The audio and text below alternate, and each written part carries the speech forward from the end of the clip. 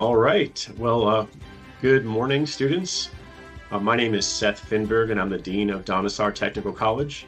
And today I have a very special guest. We have Sam Pherwani. Hey, Sam, can you see the screen back Hello, there? Yep, there he everyone. goes. All right. So today is actually going to be, it's our first episode of Dhanasar Technical College, and it's going to be our first podcast. And today we're actually going to discuss something that probably people have never seen or most likely not even thought about. And that's the behind the scenes discussions when a university or a college wants to hire a researcher or a professor or an instructor. How do we do this? Well, we're giving you kind of a real life example of this. So as the Dean of Dhanasar Technical College, I'd like to hire Sam as an electrical engineering professor at DTC. So how do we do that? Well, Sam, I have to ask you this first question, even though I know you're qualified. Are you eligible to work in the United States? Ah, well, thank you, Seth. Eligible from a competence perspective, I think I Hmm. surely am. But as a Canadian, it can be a bit of a challenge. I have played this little song and dance game with the border officers going to the border with a letter for my TN visa. I used to get accepted a lot easier in the past, but these days they turn me away from the Canadian border, saying no, we got too many people working in the US like you, so we don't need you. So I end up going south of the border. I go to the Mexican border and re-enter. I'll try to stay away from the scary places like Yuma, Arizona, or Juarez. But for the most part, yeah, you're there. You just present your documents there, and I should be good to go for 3, 2, or 1 years, depending upon the officer's discretion.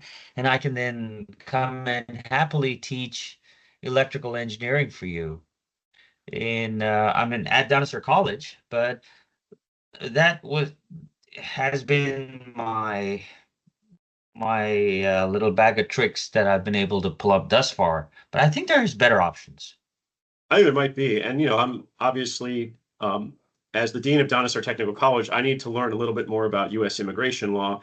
And I'm not expecting you to be an expert, certainly not. Your expertise is in engineering and electrical safety. But here we need to get a good professor to come to our school. And since our school is in the United States, we got to find some kind of option for you, a visa, green card possibilities. So I was thinking one option that could work is an H-1B visa. That could be an option because H-1Bs can be for professors, for teachers, for researchers. That would be pretty good. Unfortunately, as a dean, I don't really know a lot about immigration law. I don't really even think about it most of the time. If all the professors we had were American, I wouldn't have to deal with this stuff. But as you know, a lot of the best professors in the world come from all over the world, and such as Canada, such as India, such as England, anywhere. So let's put immigration on hold for a minute. Let's just say, okay, you're going to be teaching electrical safety, electrical engineering here at Dhanasar Technical College. Uh, would you like to teach online or do you want to teach in person? What is your preference here? How would you like to instruct our students?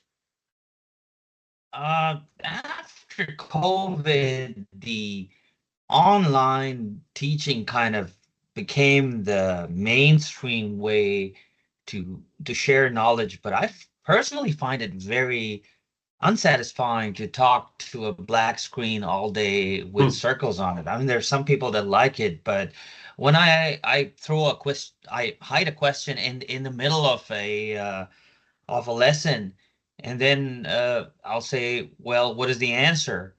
I'll usually get somebody saying, could you repeat the question, please?" So I know they're not exactly paying attention, and I don't have the liberty of throwing a chalk at them. So I don't really I cringe when people ask me to teach a class online because I know the message isn't going to get across as effectively, and the retention Hmm. of when I discuss these at the end of the semester or the end of the year with a lot of the students, it isn't as satisfying for both parties. So that's something I'm always having to face. That's a great point. I mean, first of all, at Dhanasar Technical College, I want to encourage our professors to throw anything at our students. markers, chalk, erasers, cell phones. They got to be paying attention. However, our students are going to be good students. So they're not going to ask dumb questions or silly questions. That's not going to happen here. I'm going to make sure of that. However, they better be paying attention. So you got to be interesting, of course, which I know you will be. But at the same time, the in-person stuff allows them to get, the chacleta thrown at them or whatever can be done.